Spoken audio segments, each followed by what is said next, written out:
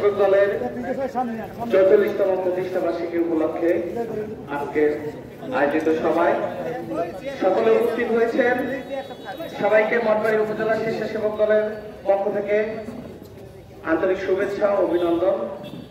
আমরা এই উদযাপন করছি জন্মদিন, কিন্তু এটা এখন আমাদের চূড়ান্ত বিজয় হয়নি।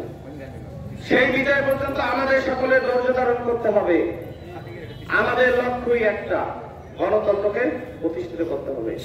ওরা আমাদের উপরে জুলুম করেছে, আমরা জুলুমবাজ নয় বলে আল্লাহ আমাদের এই 17 বছরেও এত স্টিম রোলার চালানোর পরে কোনো ক্ষতি হয়নি, আমরা এখনো সুসংগঠিত।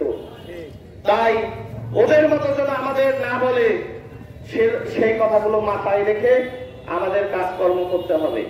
আর আমাদের মঠবাড়িয়ার যারা গার্ডিয়ান রয়েছে, মুরব্বী রয়েছে, তাদের দিক নির্দেশনা মেনটেন করে চলতে হবে।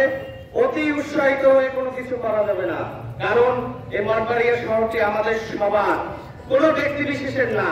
এখানে যদি আপনি একটি স্থাপনা নষ্ট করেন, সেটি আমাদের স্থাপনায় নষ্ট হবে।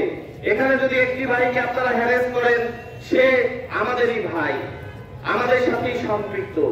সে আওয়ামী লীগ করেছে, জুলুম করেছে, যে জুলুম করেছে সে এলাকায় নাই, অনেক আগেই চলে গেছে। তাই আমাদের প্রতিহিংসা পরিহার করে সুন্দর সমাজ গড়ার জন্য আমাদের যা যা করার দরকার সেটা আমাদের সবাইকে মাথায় নিয়ে চলতে হবে। সবাইকে ধন্যবাদ। আমার মঠবাড়ি উপজেলা স্বেচ্ছাসেবক দলের পক্ষ থেকে সাংবাদিক ভাইদেরকেও ধন্যবাদ জানাচ্ছি, এবং যারা আসছেন সবাই মিষ্টি খেয়ে যাবেন। সবাইকে ধন্যবাদ। আসসালামু আলাইকুম।